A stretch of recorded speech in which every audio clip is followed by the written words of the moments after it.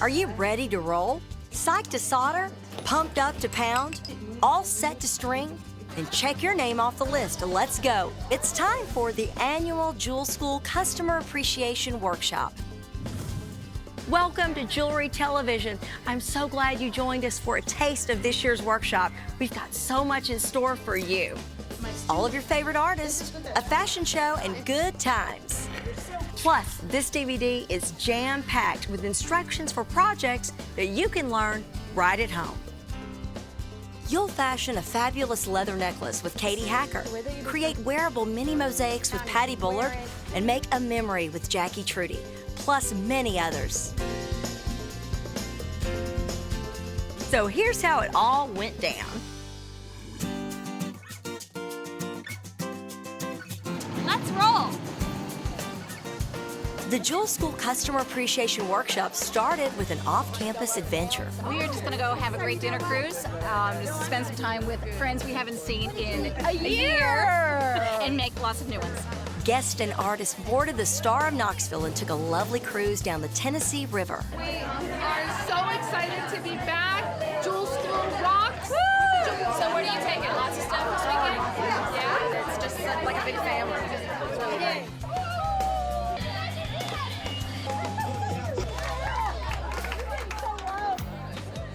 The first day of classes started off with a bang. Guests from 28 states got in on the action. Give me a J! J! Give me an E! E!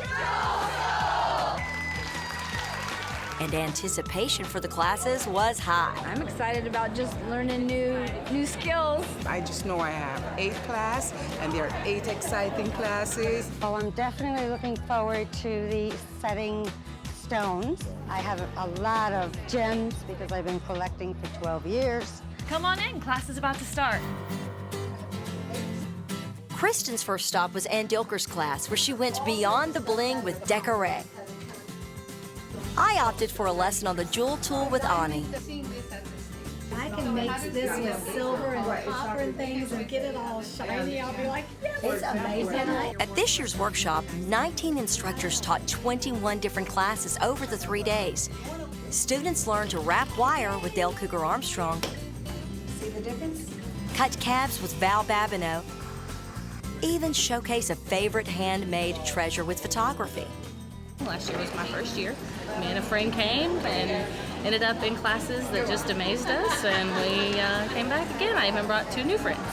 Over the last 3 years, I've actually taken a lot of different classes, and I've enjoyed all of the instructors. They just are so patient. They give you little extra tips. I don't even have a favorite. I really don't have a favorite. They're all great. This is the part where you get to join in the fun. Here are some projects you can follow along with at home.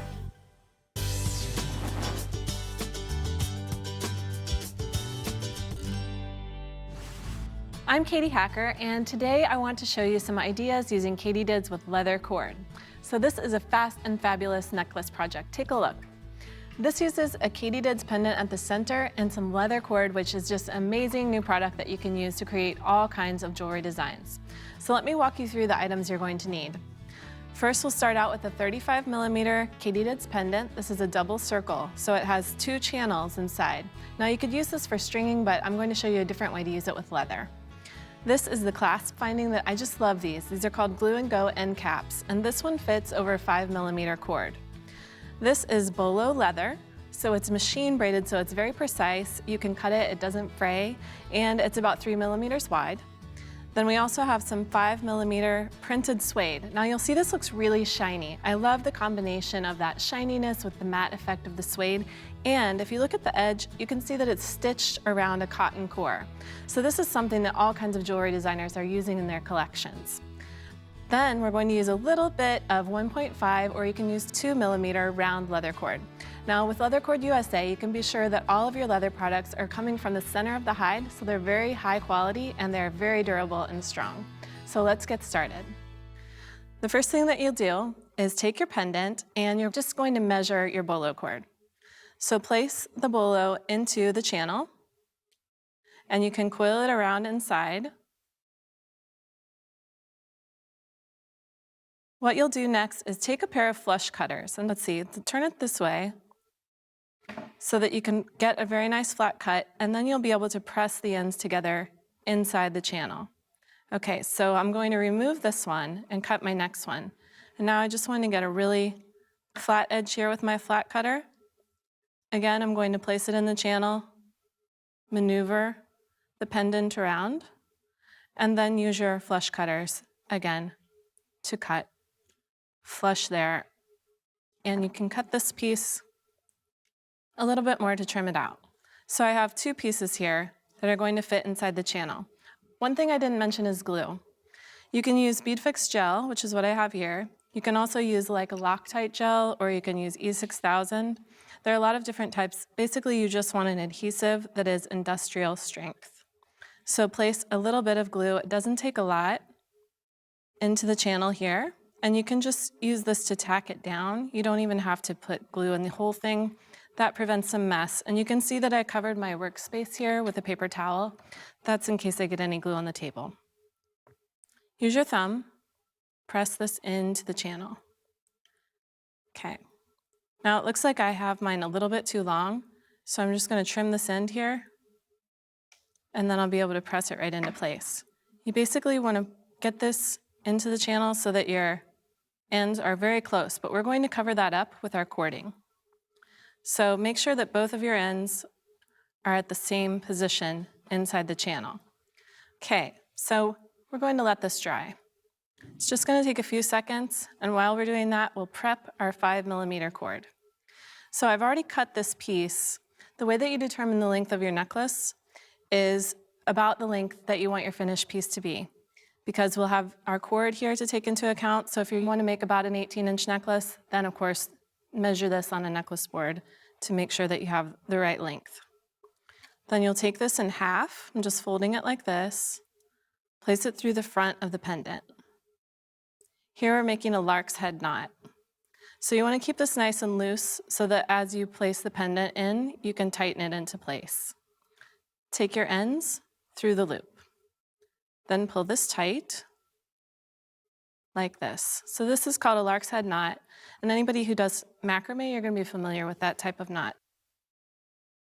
Pull this tight, just like that. If you wanted to glue this into place, you could do that with a little bit of glue, just tack it down. What I like to do is use a spiral knot. So I'm going to actually turn my necklace to the back. Then I'll lay my leather cord along parallel, like that, with my bigger cords. Then this is a spiral knot. So all you do is coil this around, this is my little 1.5 or 2mm cord. Coil it around a few times. I do 3 to 5 times. Just depends on, this is about a 6-inch length of cord. Then you're going to pass it through the inside of that coil. And that's just a little bit tricky there, but you can see not so tricky after all. Pull these ends tight, okay? And see how this little piece right here, this is where my string is coming out. I wanna make sure that those are all in the back. So I would just rotate this around and maneuver it so that those ends are extending out the back of your necklace. Okay, so if you lay it down, you can pull it really tight. You can add a little drop of glue here if you want to. Then you're going to trim your cords here, very close. Okay, so here's our necklace so far. And now the last step is adding the clasp. So one little tip for anytime you're gluing a clasp onto the end of cording is to place a little bit here at the end. And this glue is going to come up around the edges of your cording inside the clasp. So just twist lightly as you place it in, and if a little bit of glue seeps out, then you can take a scrap piece of leather, or you can use a scrap piece of paper and just wipe that glue away. And then we'll do the other end. And you can see how fast and easy this type of project is. Ta-da! When's the last time you made a whole entire piece of jewelry that was completely custom from start to finish in under 5 minutes? So let's take a look at some of the variations that you could do. Here are 2 samples. The red one uses a gemstone donut at the front, and I used red printed pebble leather. That's that suede cord again. And then the rust-colored one uses a carnelian pendant, and I used bronze leather with that. So you can see how it would change up your look if you use some metallic leather cording around the top of the lark's head knot. So that's our fast and fabulous jewelry.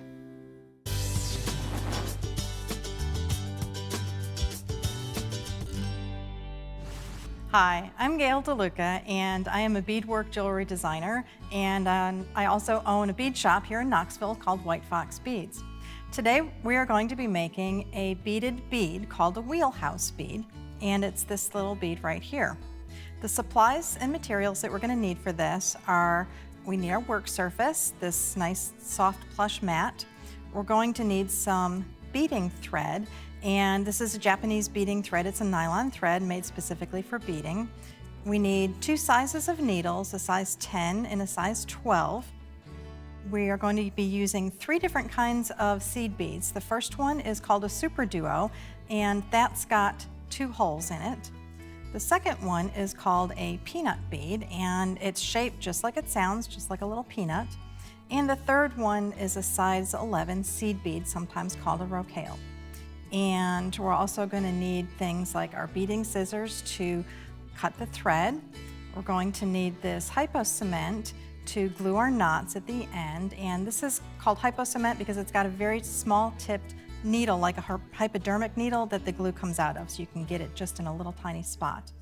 And we're going to also be using this little tri-tray, and that's going to help us scoop up the beads and move them around if we need to.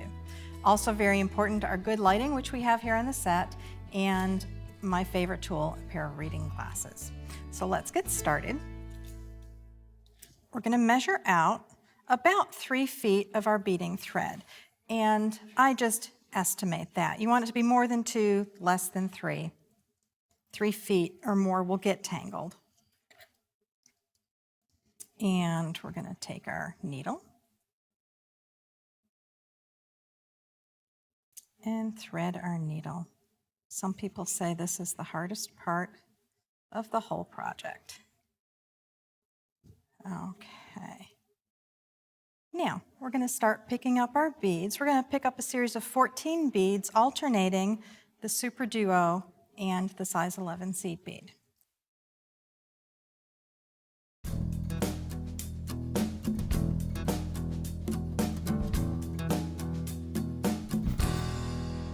Now we're going to take these beads and run our needle through the beads one more time, and this will draw them up into a circle. And I'm going to continue. And you want to pull your thread. I'm kind of holding the tail with one finger. And make sure to go through each bead as you do this step. And we're going to be going through beads extra times a lot in this project, and that will help to firm up the bead and make it nice and stiff and solid, because when you string this on a chain, which is your bracelet, it's going to get a lot of wear and tear, so you want to make sure that everything is nice and secure. Okay, so now I've gone all the way around, plus through one more Super Duo bead. And now I'm going to have to reverse direction. And we've chosen a thread that matches the color of the Super Duos. It's dark and it's going to blend right in. And I'm just going to travel with my needle and go through the top hole of that first Super Duo bead. Now I'm going to hold that tail out of my way. I'm going to pick up a sequence of a size 11 seed bead, a peanut bead, and a size 11 seed bead. And I'm going to travel and jump over to the next top hole of the Super Duo next door. And we're going to repeat that around the circle 6 more times.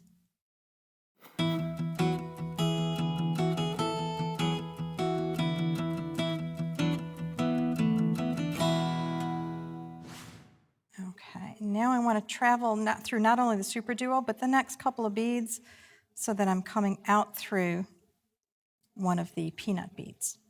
Okay.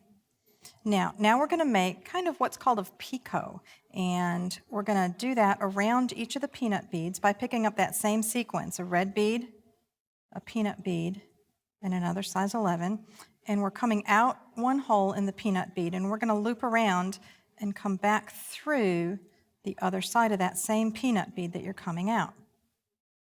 And that's called a picot. And we're going to repeat that all the way around the circle. So I'm going to travel. And when I say travel, that just means moving your needle and thread without adding any new beads. That's called traveling. And I've traveled, so I'm coming out the next peanut bead. So now I'm picking up the seed bead, the peanut bead, and a seed bead, coming around through the other side of that same peanut bead we were coming out of. And there's my picot. Okay, we're going to do this and repeat until we make our way all the way around the circle.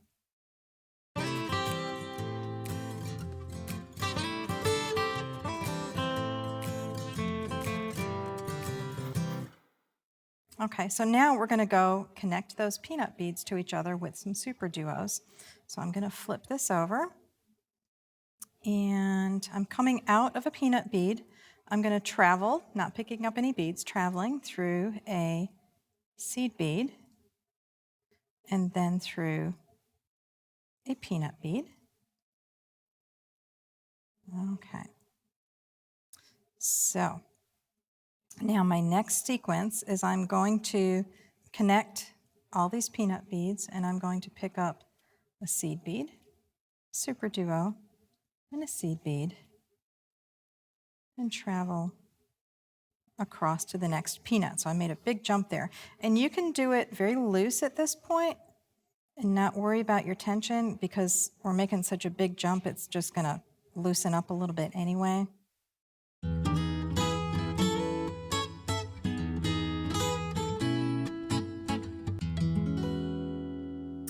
Connecting to the last peanut, and now if I just tug on this thread, look at that, it cinches all up together, and I can flip those super duos in, and it's starting to look like a bead.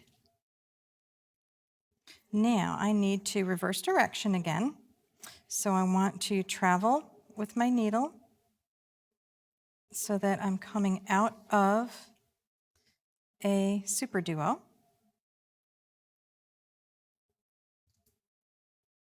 Okay, now I'm going to come across that super duo and through the other hole in that bead. And now I'm just going to connect that extra hole in all those super duos with the red seed bead.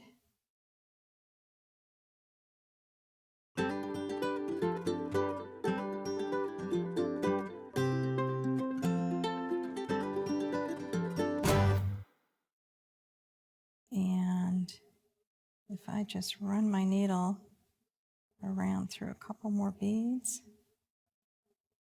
and tug on that, we have finished wheelhouse bead. A few more trips around with the thread, tie the knots together to each other at the end, and add a little dab of the hypo cement, and we can call this finished. So now that we've finished making this wheelhouse bead, we can do some of my favorite things with it. I love to make them into earrings. I love to make them into necklaces. I love to wear a long necklace with lots of them strung on in a nice variety. It gets a lot of attention and people always notice it. So that's all there is to making this wonderful, cute little wheelhouse bead. Thanks for watching.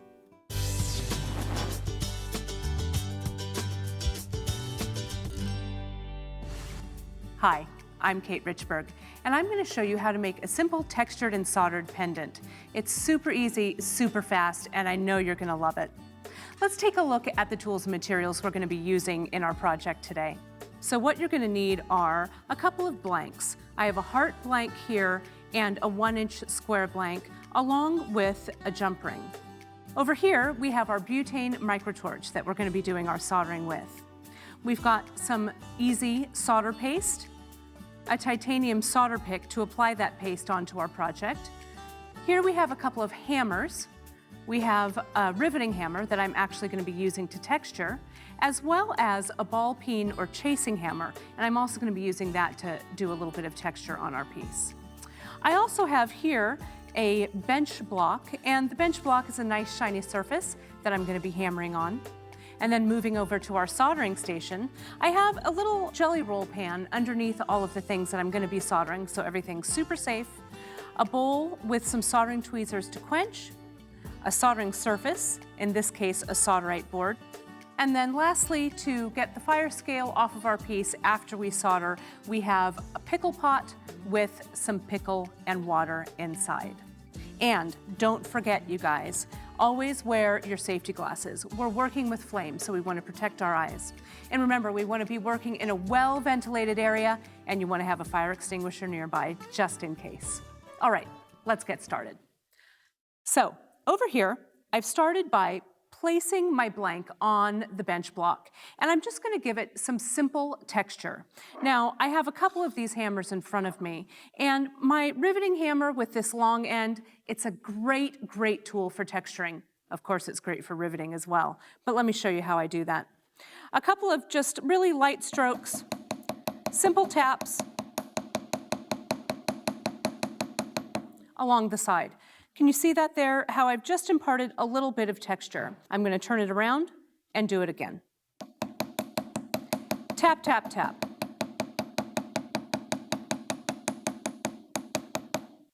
And you can see how nicely this has given me just a little edge around that heart.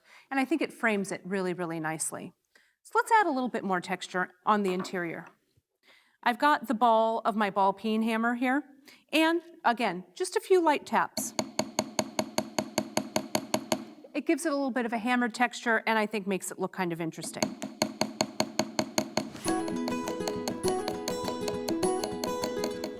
And look at that. Look at how nice that heart with a little bit of texture looks. Now, we could stop right here, right? Pop a hole in it, put a jump ring on it, put it on a chain. It's going to look great. But you know what? We're here to solder. So let's solder it to something we'll give it a nice little back plate. So what I've done here, kids, is I have a little 1-inch square, but it could be a circle, it could be anything, and it could be any metal. In my case, my metals match, copper to copper. Now, I'm gonna just visualize where I might like my piece to sit. And I'm gonna see here, yep, that looks good. I'd like it in the middle. Now, remember, you guys, when you're soldering, there's a couple of things you need to remember.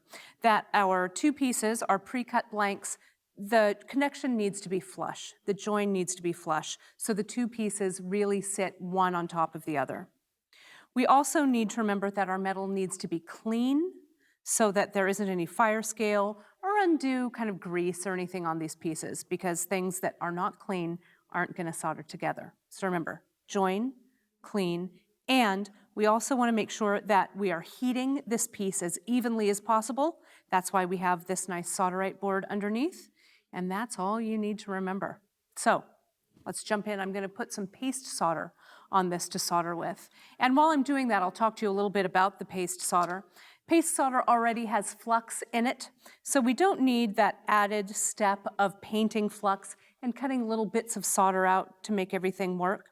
So all I do is I get my titanium pick, and I'm going to put a little bit of solder on there, about a 2mm ball. And I'm going to hold my little heart blank in my soldering tweezers here, just so I have a nice hold on it. And I'm going to put that solder, I'm just going to keep extruding it out of my syringe here. And I'm just going to keep placing that solder in little small intervals, maybe, I don't know, 1/4 of an inch apart or thereabouts, just so you feel like we're going to have a good amount. Remember that paste solder, you guys, has a tendency to want to spread. So we want to keep that solder from spreading too much.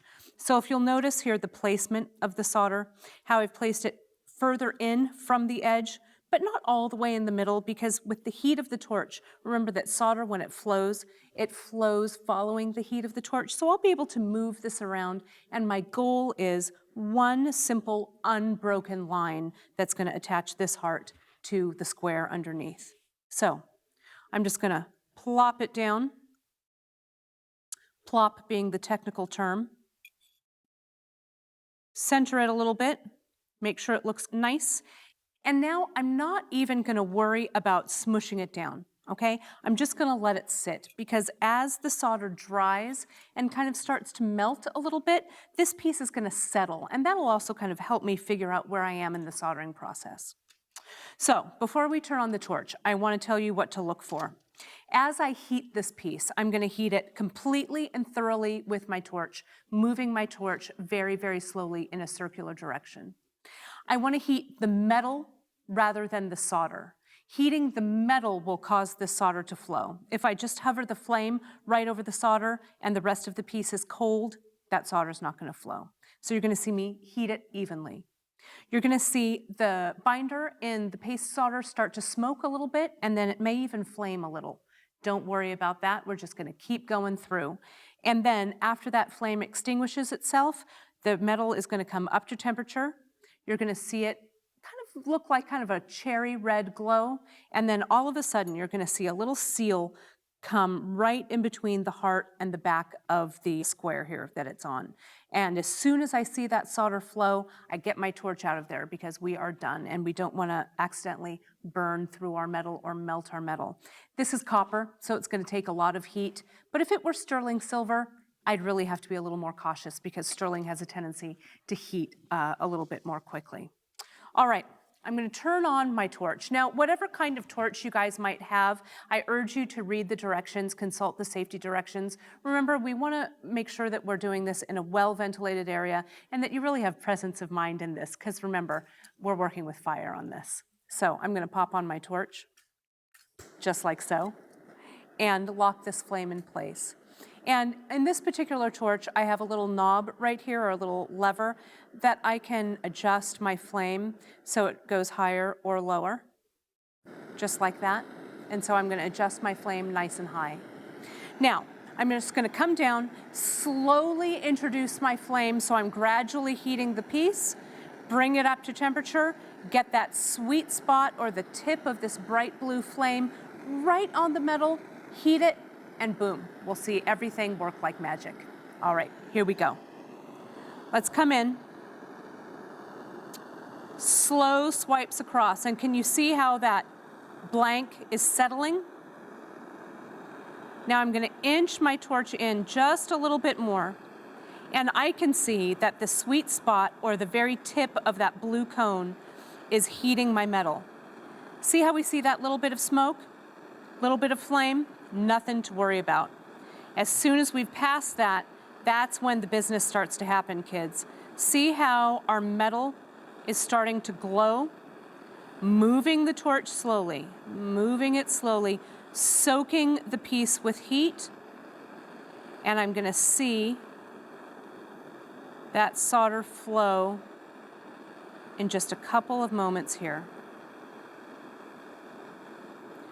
Perfect. I can see that edge getting nice and sealed along.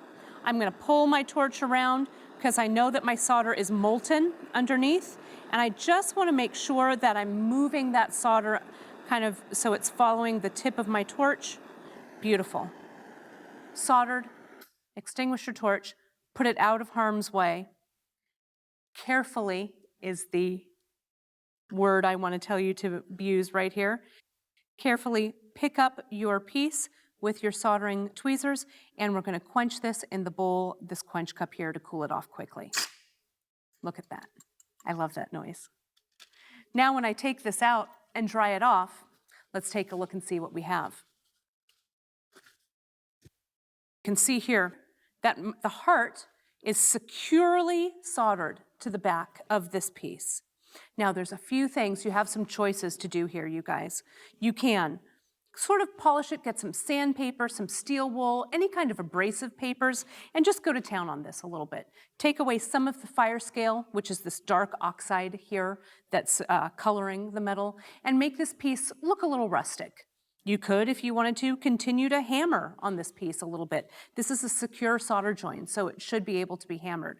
Or, if you'd like, you can throw it into your pickle pot and clean it off. Now, in my pickle pot, I actually have some citric acid pickle, which is very environmentally friendly. And unlike traditional pickle, I can use stainless steel tongs to get my pieces out without harming the pickle. So I have a piece that's been kind of soaking in here, and I'm going to pull it out. I'm going to dip it just for a moment, and I'm going to show you what that looks like. Now, you can see here, after I take it out, it still has a little bit of residue on here, a little bit of fire scale residue. That's the thing about this citric acid pickle. It doesn't clean as completely as you might want, but it is super environmentally friendly. And all I do to take care of the rest of that is get a little toothbrush and some soap, scrub this out, give it a little buff with my polishing pad, and we are good to go. Or even better yet, throw it in the tumbler and it's gonna look terrific. I can also give it a little polish with my handy dandy polishing cloth here to start to bring up the shine. But however you want to do your finishing techniques on these, you guys, the sky is the limit. Then at the end, what you're going to do is grab a little jump ring. If your blank doesn't already have a hole in it, use some kind of a hole punching plier or drill to pop a hole in it. And go ahead and add your jump ring through, and it's ready to wear on a chain or a ribbon or string it with beads. However you used your creativity, I know it's going to look terrific. Well, you guys, that's just how easy it is. I hope you enjoyed it, and good luck. I hope you like the jewelry you made. Not only did our guests make theirs, they also got the chance to do a little shopping.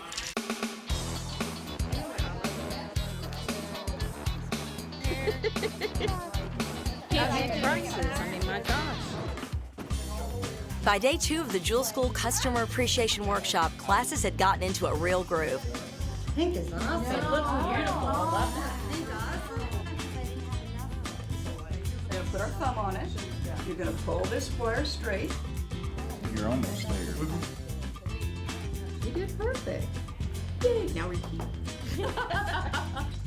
Our cameras caught up with the action in Patty Bullard's class where she was making mini mosaics. It looks like a Rolo.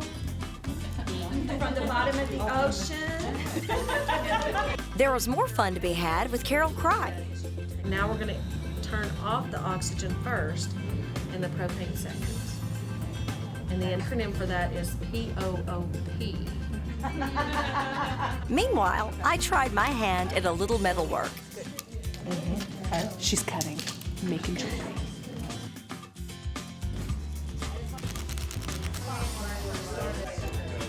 You got plenty of prong up here to set it with, so I believe you're good. Okay. Nice job. Did it good. So by now, I'm sure you're dying to make some more jewelry of your own. So here are a few projects for you to try at home.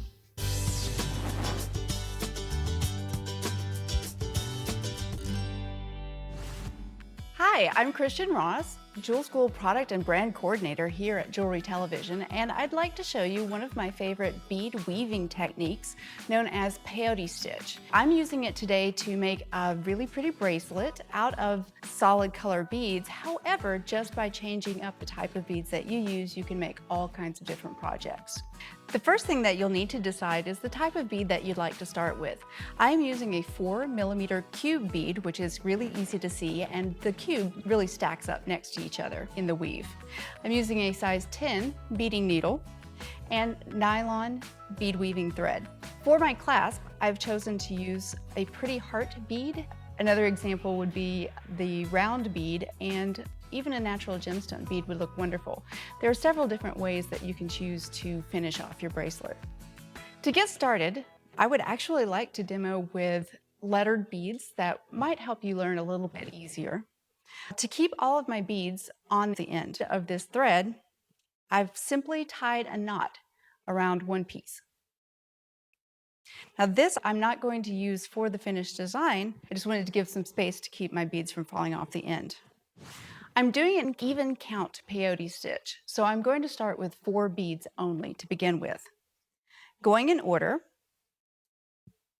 pick up A, B, C, and D. These are the first 4 beads in my design. Now, I'm going to add one more because that's going to be the start of the second row. It actually will flip upside down and start your second row.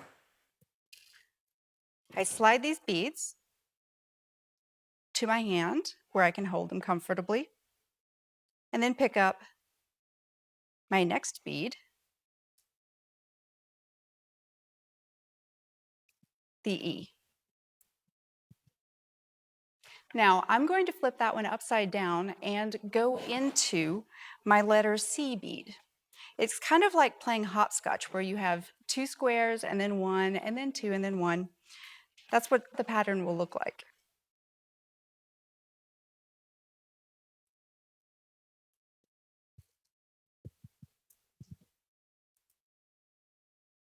Now, it looks like a little bit of a mess here, but all I do is I'm flipping around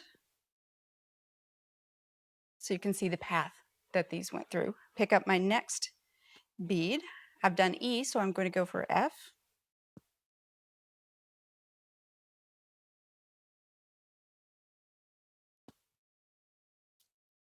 Slide that down.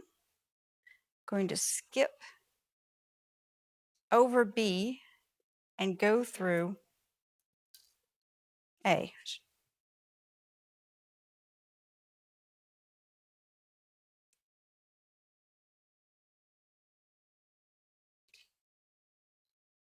Okay.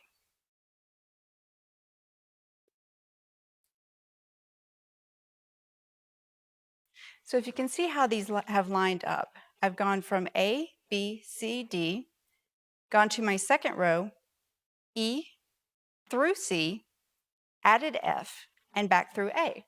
So I'm ready to go to the next row, the third row. The next letter would be G.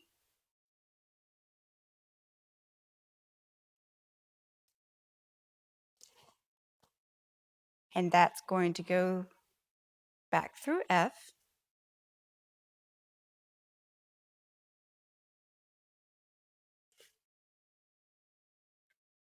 Then I add the H,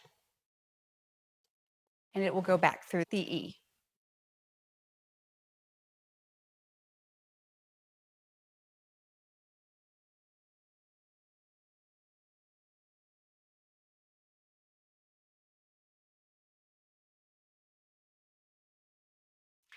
So you can see it's sort of a brick pattern. You get an offset as you do this. So I'll show you what this looks like with the actual cube beads that I'm using for my bracelet. So I've started this bracelet and I'm about halfway through. I've already strung my needle, and as you can see, I have 4 rows going and each one is offset for each different row. Now, using my needle, I'm just going to reach down onto my bead mat and find the hole of my cube bead. Slide it up, slide it down my string, and you can see that has to flip over and my thread has to go through that center bead. So I do that just by pulling my thread. The next bead goes in this hole. So I pick up my bead, go through that hole, and that's 1 row. Now, to make it easier on myself, I will actually flip my bracelet over as I work, just so I can see what I'm doing and I'm always going in the same direction. So here I am, I'll flip it over, pick up a bead, go through that hole,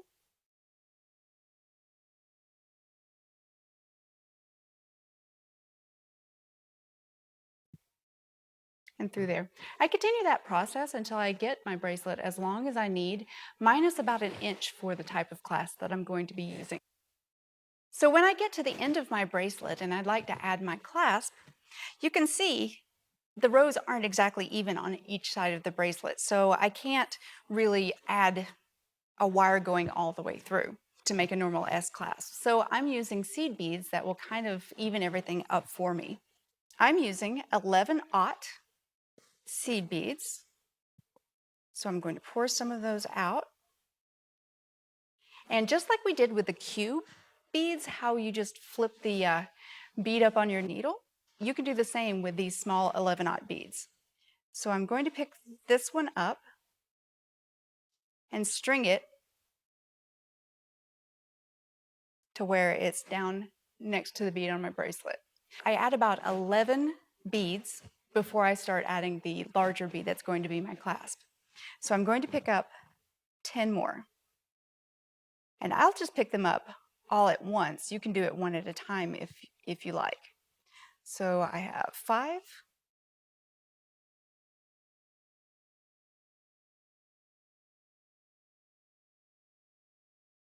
Okay, so I have all of my beads on my needle and run them all up against the top of my bracelet. Now the next thing I'll do is take one of the cubes and add it.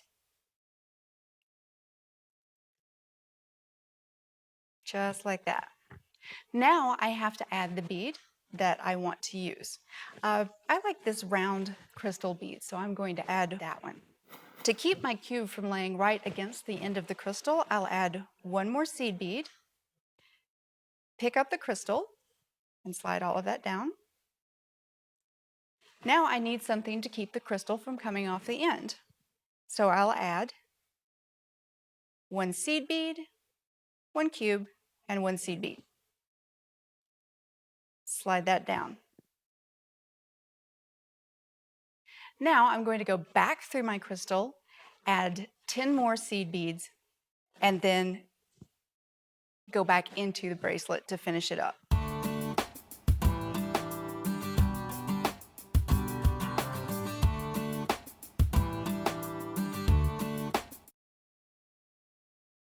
So I'm just going to attach this. Now I don't like to use knots in my projects. I can actually secure this on by running my thread back through my cubes a few times, and that will lock it all into place and reinforce it just a little bit. So I've gone diagonally through a set, and you can see what the clasp is going to look like. So to finish this off, I'm just running diagonally through at least 3 rows.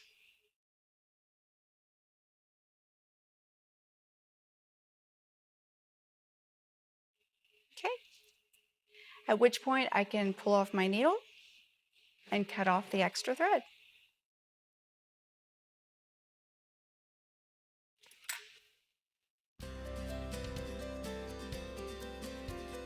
At this point, I would finish my bracelet and then at the other end make a loop to go around the bead that I just made. Here's an example of how that would work. The loop part has to be large enough to go around your crystal, but not too large so that it will fall off when you're wearing it. And then to close the bracelet, you just slide the loop over your bead. And that makes a nice, simple closure. So that's Peyote stitch, one of my favorite bead weaving techniques. I really do hope that you've enjoyed this project as much as I do.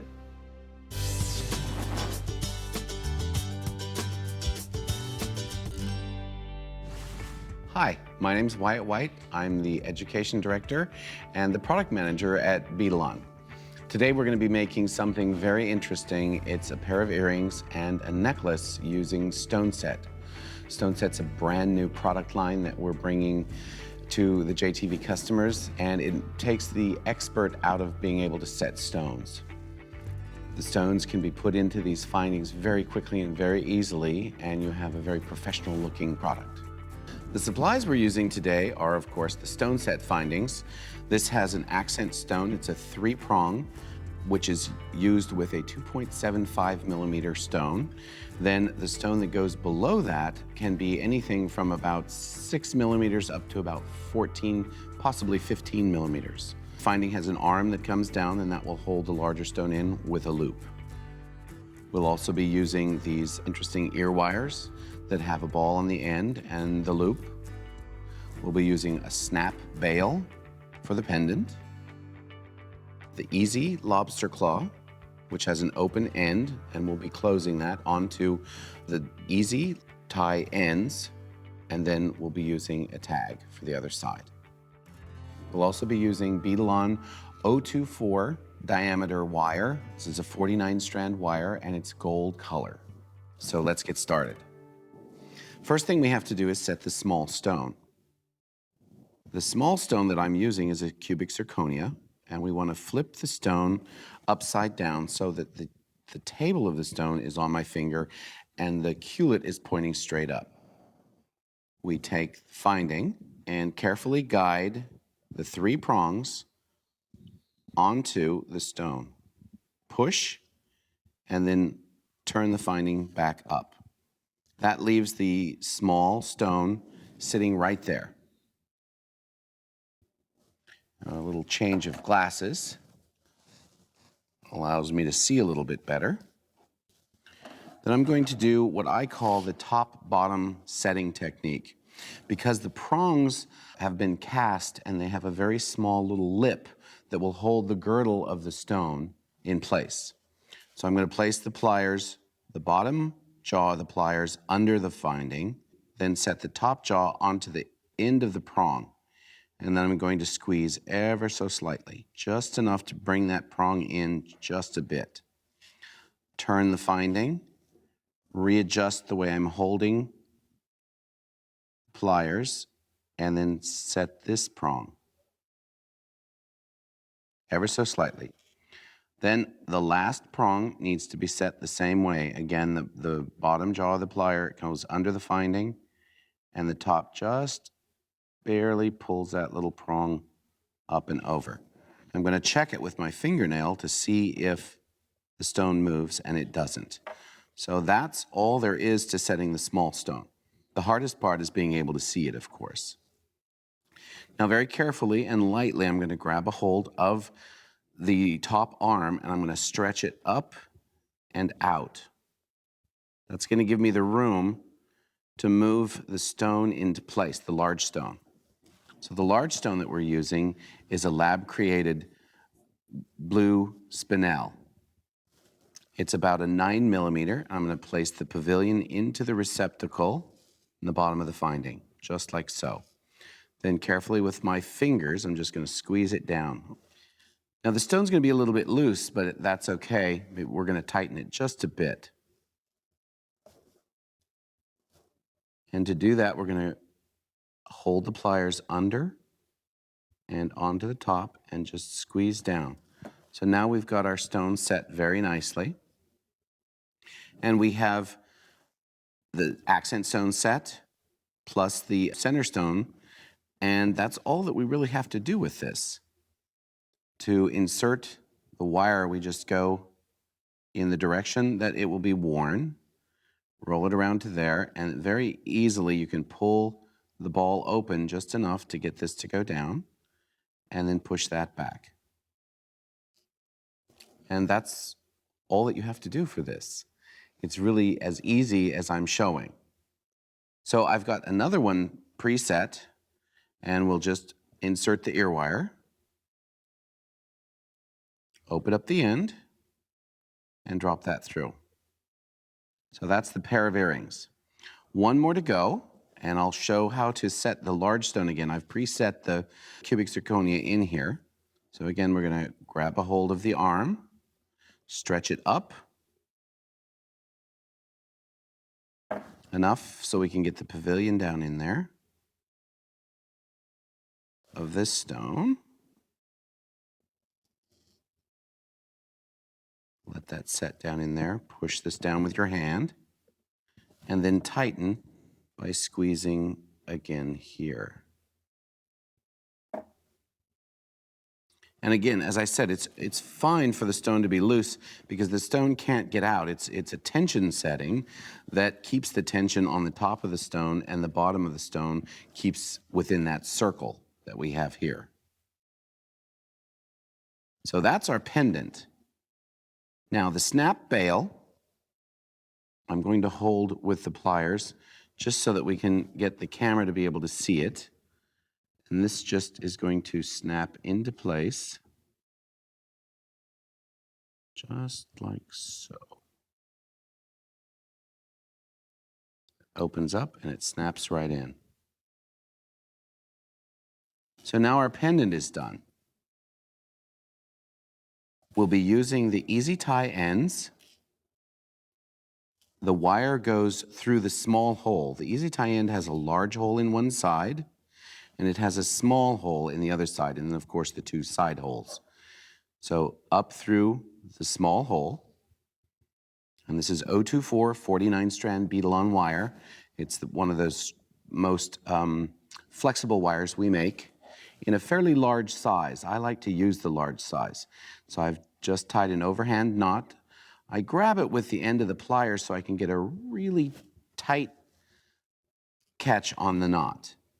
That pulls down inside the finding. I'm going to use a flush cutter to then cut that off.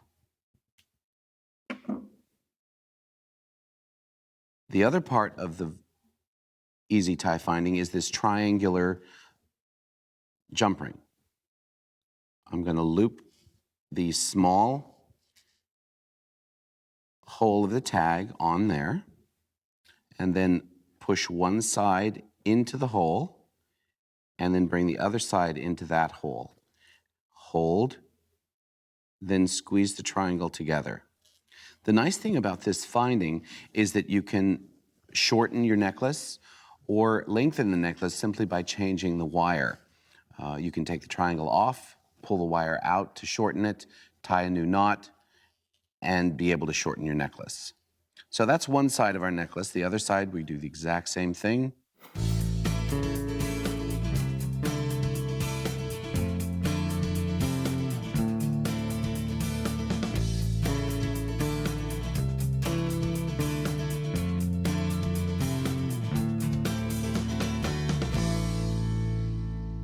And now that's nice and secure. Now I've not put the pendant onto the necklace because it's got a snap bail on it. And with a snap bail, you can pop it on and pop it off at any time. So we're going to do the exact same thing. Hold on to the bottom and push this down and snap the bail on there. I pulled it out a little bit.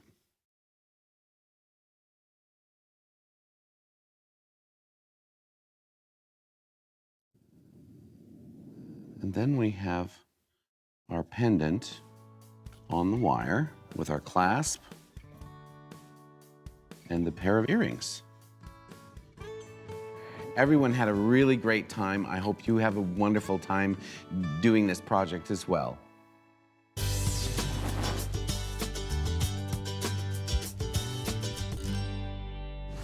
Hi, I'm art clay master instructor Jackie Trudy. Today we're going to be making an art clay fingerprint pendant. Very classy, very easy. The supplies you're going to need are between 5 and 10 grams of art clay silver, a non-stick work surface, some kind of low relief texture for the back of the pendant, a small hold stirrer, it can be coffee stirrer or a tea stirrer, a round, small file, a very small piece of a sanding sponge. For after it's fired, a stainless steel brush, an agate burnisher or a metal burnisher, a firing brick, a torch, a pair of tweezers, and something with water, plain water, to quench your piece after it's fired. The first thing we're going to do is take some olive oil or other release agent, and we're going to lubricate our hands so that our hands don't dry the clay out. You're going to put a little bit on your hands, a little bit on the surface of the texture, and very, very little on the nonstick surface. Then we're going to open the clay. There's a notch in it. Going to open the package. You may have an outer package, you may not. And then the inner package has a cellophane that you're going to open. The clay should be very soft and very malleable. We're actually just going to make a ball with it, a sphere in the palm of your hand, which is why we have the lubrication there so that we don't dry the clay off. You want to make sure that if you have any cracks or any separations in the clay, that you smooth them out so that they don't show in the fingerprint pendant.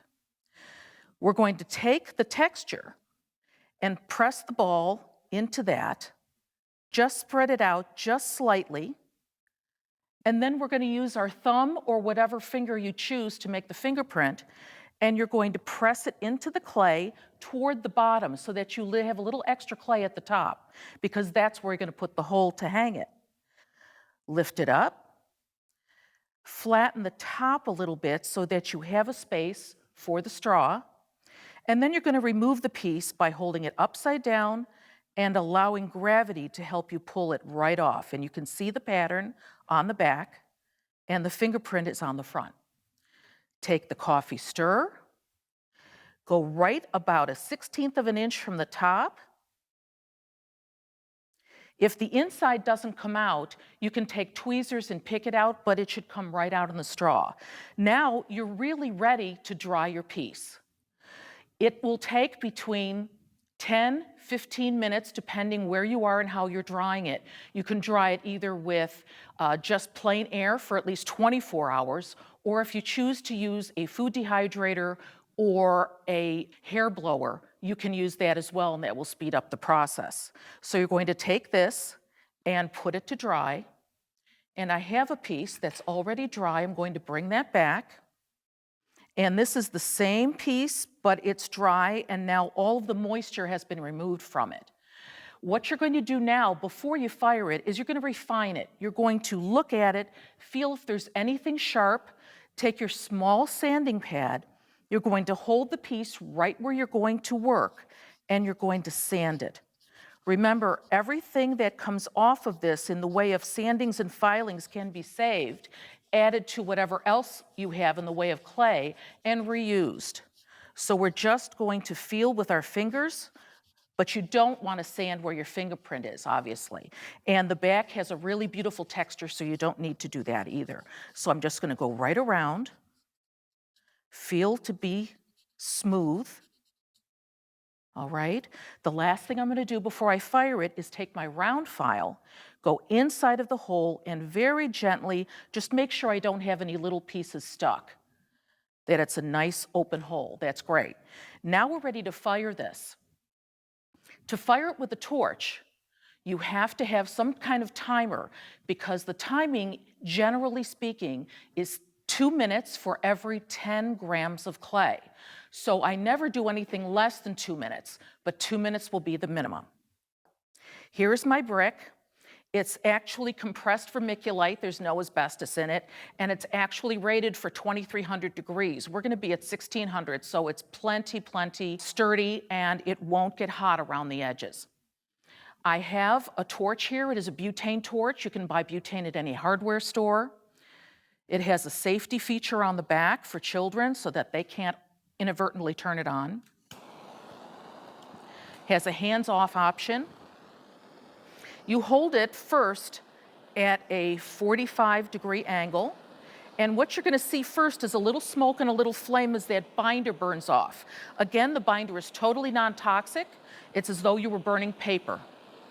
And since our clay only has silver powder, that binder, and water, you don't have to worry about any kind of fumes. Once the binder burns away, you may or may not see flame. It's really good to have your lights turned down and have them dim in the room that you're firing in, so you can really see the glow. You don't start timing until you see that glow, and it will be a very bright salmon color. You don't want anything brighter than that, because if you go too close, this is a very hot torch, it's going to melt your piece.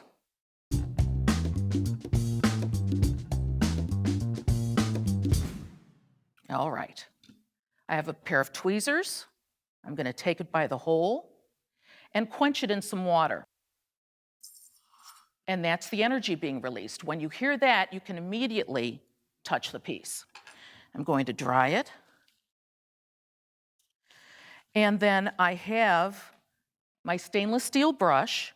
It's white because the silver particles are standing straight up. It's not a coating, it's not ash. It's actually the raw silver on standing straight up. As soon as you start to brush it, it brings out the silver color.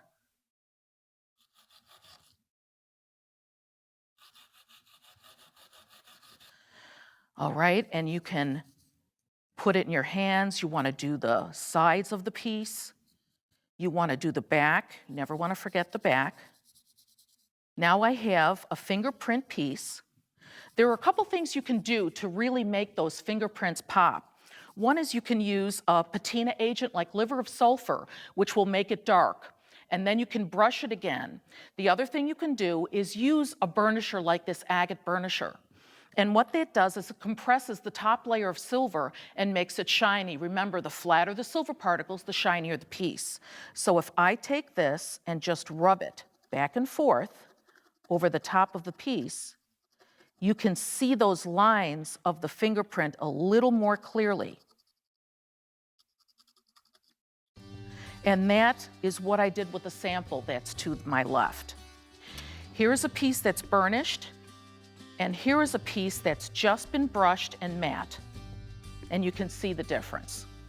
All right, that is the fingerprint pendant with art clay silver. Thanks for joining us. Are you ready to show off your creations? Well, the guests at the Customer Appreciation Workshop got the opportunity to show off theirs. At a dinner that included a silent auction to benefit Beads of Courage, a favorite charity of Jewelry Television, students paraded their creations in front of their classmates. From Carrollton, Georgia, Miss Carla Edwards.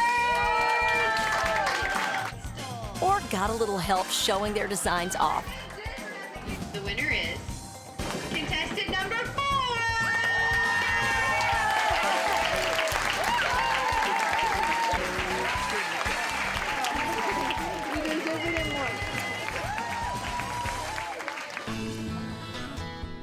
There's no end to the enthusiasm for learning at the Jewel School Customer Appreciation Workshop. You got all 3 of yours? Yes. Okay. Yes. Then have fun with the big stuff. Thank you, darling. You bet. 3 full days give guests a chance to take as many classes as they want, make new friends, and of course, shop. Oh, that is just cool. I make this look easy because it's my job. I am perfect, you guys, and it's possible. For you at home, here are a few more projects your favorite artists taught throughout the course of the workshop.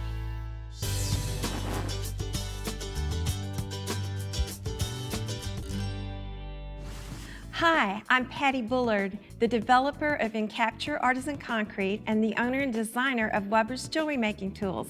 I'm going to share a really fun project with you today using the Encapture Artisan Concrete, and it's called Irresistible Wearable Mini Mosaics.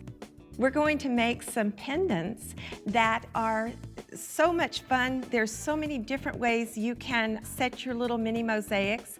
These particular ones are done in open back bezels, and that technique is covered in Metalworking 101, the DVD series that I made recently. Today, just for convenience, we're going to be working with a cute little bottle cap bezel that I have here. And then also, we're going to need a variety of things. Most of these different objects come in the Encapture Artisan Concrete kits, but there's just a couple of things you can gather from around your house. We're going to, of course, need the Encapture.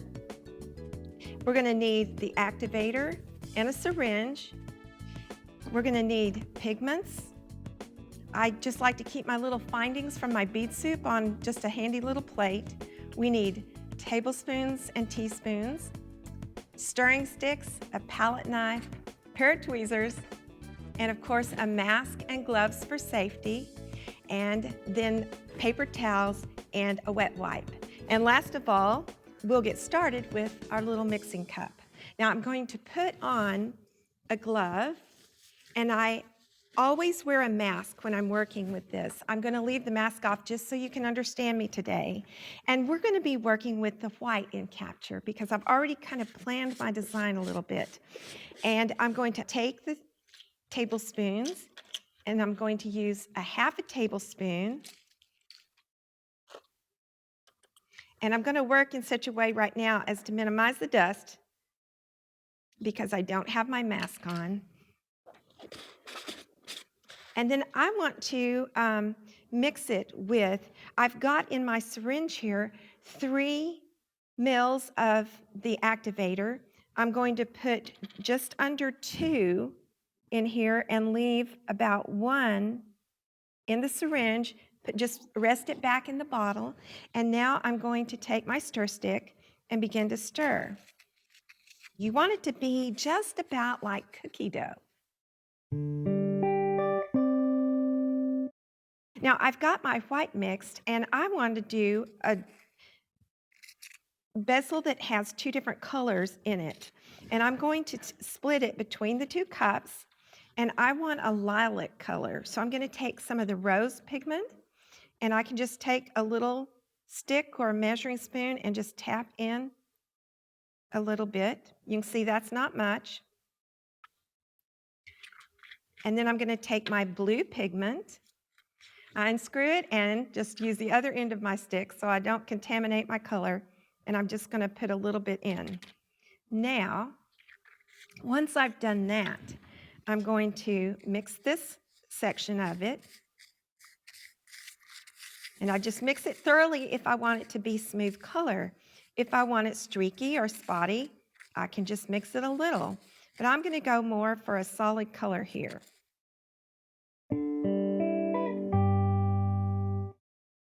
I'm going to take my palette knife, I'm going to scoop it up and just pat it right into my bezel. Don't worry if you get it on the edge. I'm going to show you how to clean it up.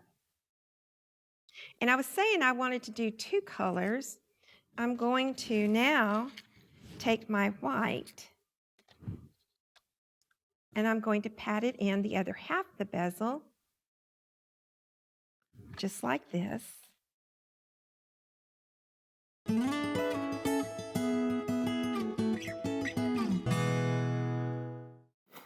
I like what I've got there, so I'm going to just take a wet wipe and clean my blade off, because we don't want the artisan to dry on our blade. The artisan will start to set up within about 5 to 10 minutes, so you need to work quickly. I've already pre-planned what I want to do. The fun thing about the artisan is you can embed things in it, or you can also leave them sticking out, partially out of your concrete. And I'm going to first lightly position everything, and then I will make sure that I press it in deep enough so that it will stay.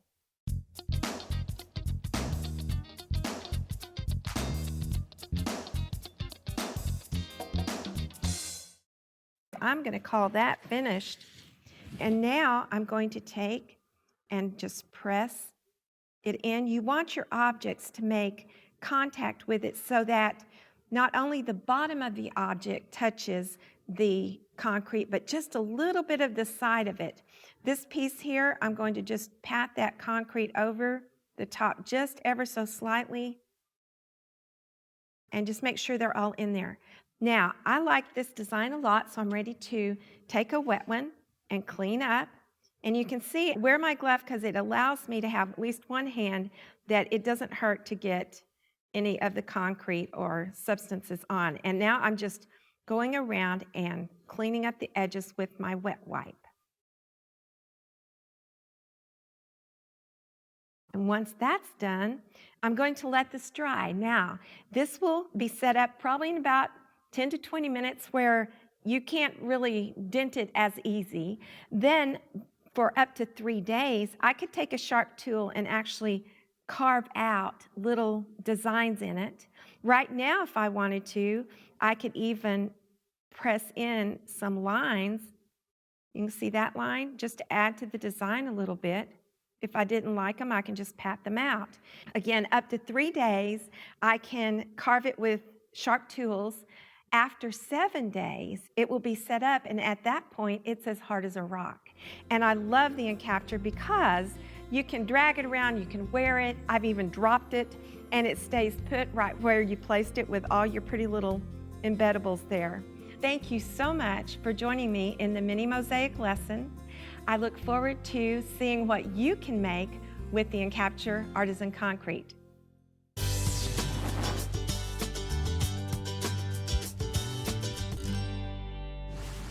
Hello, I'm Art Clay Master Instructor Katie Baum, and today we'll be making a trimmed art clay copper pendant using textures and templates. The tools I need for this project are graduated plastic slats, which provide a depth gauge for nice, even, flat clay, a rolling tool, a needle tool, a conditioning agent, such as olive oil or a wax-based balm. I have a template, and I have a texture. Beginning, we open the clay, which has a few layers to keep the clay from drying out when exposed to air. So I'm going to open layer 1, layer 2, and here's my third and final layer. The clay comes in 50-gram increments, and we don't need all of it. So I'm going to take a little more than half and put the rest inside. It's a great idea to have a little bit of cling wrap with you so that you can roll up your extra clay, keep it from drying out while you work on your projects. Massage the clay as soon as you open it, and it will relax in your hands and become very pliable. It's a beautiful working consistency, but don't overhandle. Get a little bit of conditioning agent on your work surface, your hands, and then just a smidge on your roller. First, I'm going to use my red slats. I'm going to stack my blue slats. This gives me a total depth of approximately 2.5 millimeters, so that when I roll my clay, a little bit at a time, pick it up and turn it. By turning the clay, I get more of a pancake instead of one long oval. Instead of 2.5 millimeters, I'm going to texture by gauging down to 2 millimeters. Take my texture, a little conditioning agent so that it doesn't stick, and I'm going to put my 2 millimeter slats on top of my texture. Make sure that your slats are on top of your texture, not to the side, otherwise you're not going to have the right gauge depth for your project. Then what you'll do is roll once. Rolling back and forth sometimes gives a double image effect. It's not nearly as attractive as one crisp, clear image. The next thing we're simply going to do is take our template and put the template right on over our textured clay and trim it using the needle tool. The important thing to remember of the needle tool is to keep it vertical so that you don't have a slanted effect to the edges of your clay. I like to start in the middle. I feel like the clay moves less as I'm working. And you just go around the template, trimming each little section.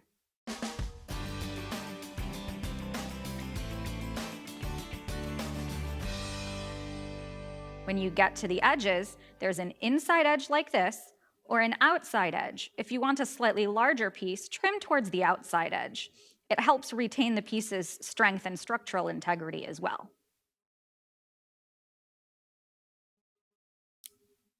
Once you're trimmed, you'll need to go back and complete the outside edge.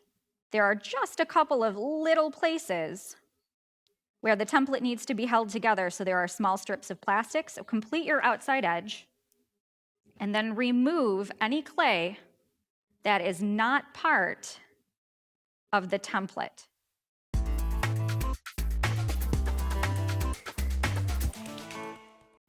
Once your shape is completely trimmed, put it aside to dry completely. Drying clay can be as simple as leaving it out overnight, or you can use a food dehydrator, a mug or candle warmer, a hair dryer, or even a griddle set on warm. But the goal is to completely remove any moisture from the clay. Rather than wait for a piece to dry, I have one ready for us. Dried clay looks like this. It's slightly lighter in color than the wet clay. You can see slight jagged edges because the clay is going to dry into exactly the shape you left it in while it was wet. You can see it holds itself really nicely, but it's brittle. This clay is not fired yet, so it's not pure metal yet, and if you try to flex it, it will snap. That's something to consider when holding the clay and refining the edges. Hold the clay very close to where you're working.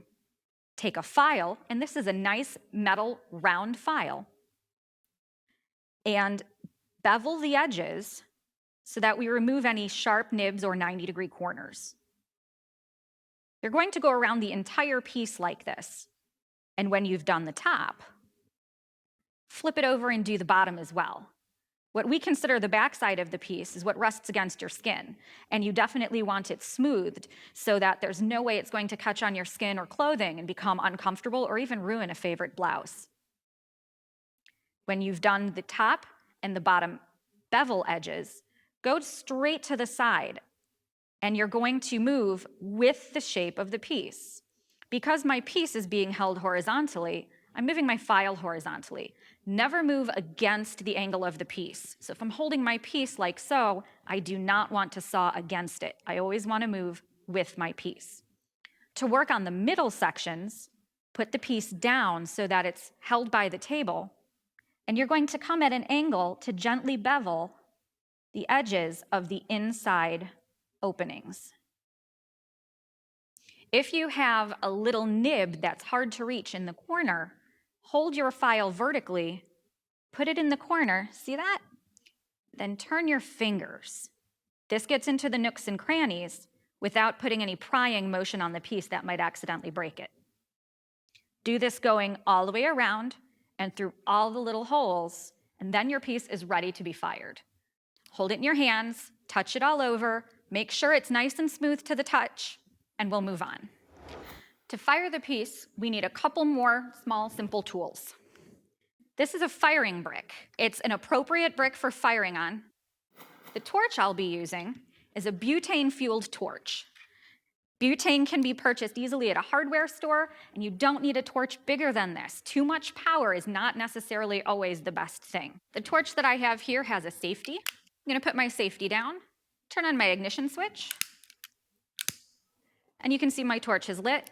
I'm gonna go hands-free by pushing this button back towards me, turn my flame up just a little bit, and I'm ready to fire. You can see I have my brick towards the back of the table because I need to hold my torch at approximately a 45-degree angle, and I'm always going to keep the flame moving. There are a number of stages of firing art clay copper, but the first stage and the most easy to see is the burnout of the organic binder. This will actually show itself in flame. You can see a little smoke right now. Don't stop, this is supposed to happen. The next thing that's going to occur is the burning out of the binder. The binder in art clay copper is non-toxic, and it's cellulose-based, starchy. In fact, all of the art clay brand products are non-toxic and completely eco-friendly. So you don't have to worry as this burns out about toxic fumes or chemicals at all. It's perfectly safe to have around the house. You can see now that all of the binder's gone and the piece is starting to react exactly as metal would. You can see shifts in color. You can see that it's actually starting to glow. It's really hard to tell with lights on. What you're actually looking for is a deep, angry red cherry glow. With lights up, this looks really dark, and you're going to hold that cherry red glow that's really hard to see right now for at least 10 minutes. It becomes 10 long minutes, I won't lie. So rather than make you watch me for 10 whole minutes, I'm going to go ahead and turn my torch off. You can see this dark black color. To help remove that from your piece, you would pick it up with stainless steel tweezers and dip it into an appropriate quenching container with water in it. An appropriate quenching container is one made of ceramic, metal, or glass. Dip it in and it's gonna go psh. As soon as you hear it make noise, it's actually cooled the metal and you'll be able to handle it by hand. Once your piece has been fired, the next step is to brush it with a brass or a stainless steel brush. Personally, I prefer a stainless steel brush. The bristles are coarser and they do a better job of removing any oxidation that might still be attached to the piece.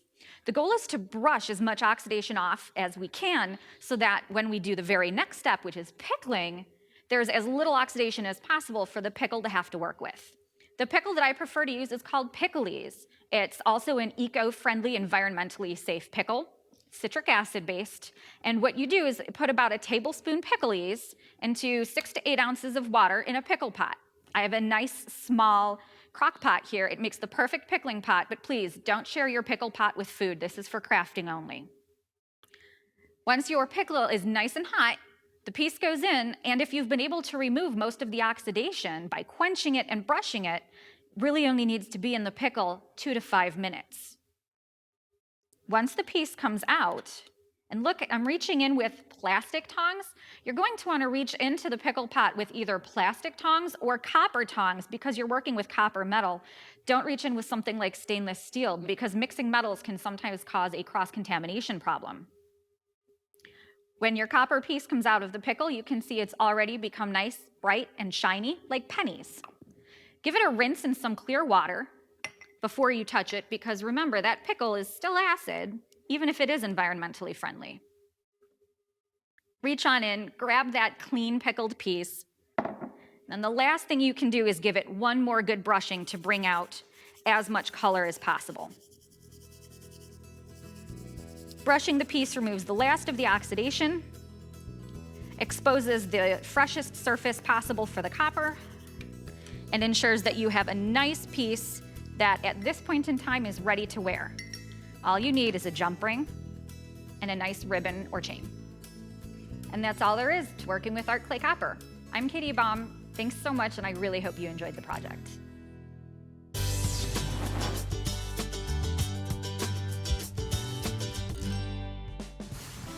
Hi, I'm Lauren Anderson, the Chainmaille lady, and I'm going to show you today how to make this gorgeous pair of gold earrings. What we're going to use for this project are what we call an aluminum fabric that's made by the Artistic Wire Company, and it comes in little 1-inch squares. And we're also going to need a package of jump rings in the size 18 gauge 9/64s, and we're going to need one jump ring that's going to be 18 gauge 15/64. We're going to be using a beading awl, and we're going to be using 2 pair of pliers. Okay, let's get started. When you get your fabric, it's going to look like this.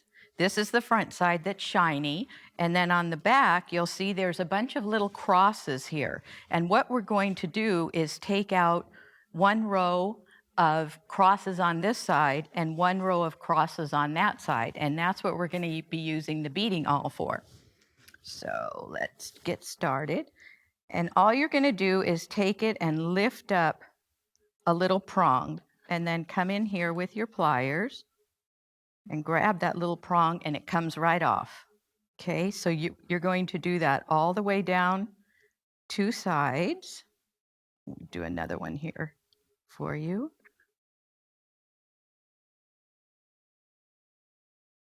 Okay, and see how now we're exposing these circles here, and this is where we're going to be attaching the jump rings. Okay, so now pretend like we've removed them all, and through the magic of television. So now we have circles here that we're going to be attaching jump rings to, and we have some more on this side. I suggest that before you get started, you open all of your jump rings. That way it makes it easier for you to work, and you don't have to put your work down and pick it back up.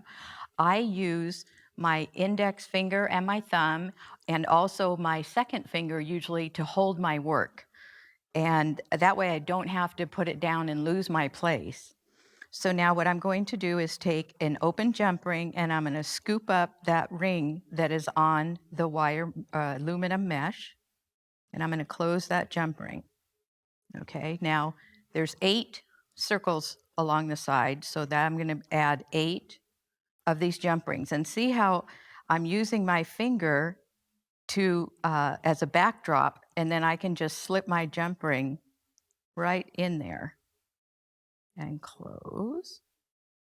Okay, so you're going to do that all the way down one side, and then you're going to flip it over, and you're going to do the other side, and it's going to look like this. You will have a set of jump rings going down one side and one on the other. Now, the next row that we're going to do is we're going to be expanding this way. And the way we do that is by adding one jump ring at a time. And one thing that you want to make sure of is that your jump rings, this would be ring number 1, ring number 2, ring number 3. And if you notice, 2 is sitting on top of 1, 3 is on top of 2, and so on. And you want to make sure they stay in that configuration. So again, you hold everything in your hand. You're going to pick up your jump ring, and you're just going to pick up ring number 2 and ring number 1, and then come in with your pliers and close it. Now, I don't put down my work again. I'm just going to re-grab it. Now, I have this little ornery guy here, and if he's flipped the wrong way, that's okay. Just flip him over so that he's sitting on top of ring number 2. So now I'm going to take another open jump ring. I'm going to pick up ring number 3 and ring number 2. And you're always going back through the previous ring that you added. So again, that guy's on the wrong side, so I'm going to flip him over. I'm going to take my jump ring, and I'm going to pick up ring number 4 and ring number 3. And I'm going to do that all the way down the side until I get to the end.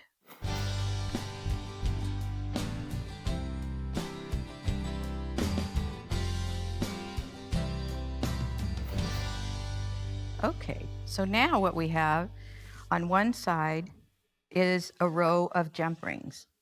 Okay, so what we did is these are the rings that are attached to the aluminum mesh itself. This is the row of jump rings that we just added. So now we're going to be adding another row of jump rings. In this pattern, what we do is we go down and then back up, and then down and back up, and down and back up until we get to the end. So I'll show you that. We did the down, now we're going to go back up again. So again, pick up your work, and I just laid it on my middle finger here, and I'm going to take an open jump ring. Now, the configuration for these jump rings is, again, this would be number 1, number 2, number 3, number 4, and 2 is laying on top of 1, 3 is laying on top of 2. Okay, so you're going to pick up an open jump ring, get it in your pliers, and you're going to pick up ring number 1 and ring number 2. And then you're going to come in and close it. Okay, what I like to do then, it's sitting like this, I'm going to move him out of the way because my next jump ring is going to go through, he's going to pick up ring number 2 and ring number 3. And so if you move him out of the way, it's easier for you to grab a jump ring and scoop that up, right like that. And close it. Okay, now the next ring, we scooch these 2 little guys out of the way, and the next ring is going to go through those 2. Come in here with an open jump ring, and I'm going to repeat that process all the way up to the last jump ring, just like we did when we were going down.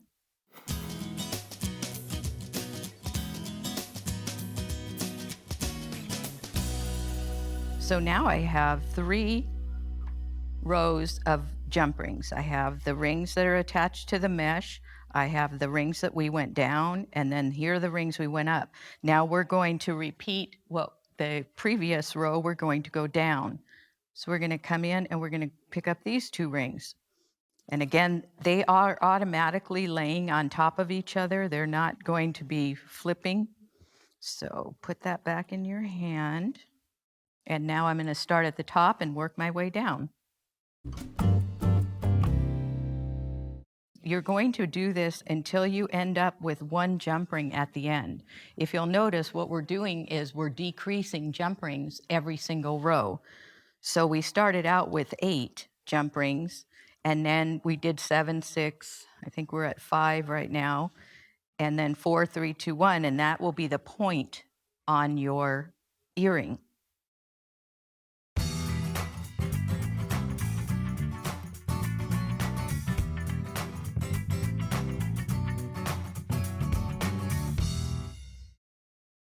So this is going to be the bottom. And now we're going to repeat the same process up this way to do the top part. And through the magic of television, it's already been done for you. So here we are, and what we're going to do is we're going to make enough rows so that there are only 4 jump rings left to scoop up. Okay, so you're going to do 1, 2, 3, and 4, and stop there. And then you're going to take your 18 gauge 1564 jump ring, and you're going to scoop up all 4 of these jump rings. Okay, and then when you're done with that, before you close it, you're going to want to pick up your ear wire and slip it on, make sure it's going in the proper direction, and close. And then you have a beautiful pair of earrings.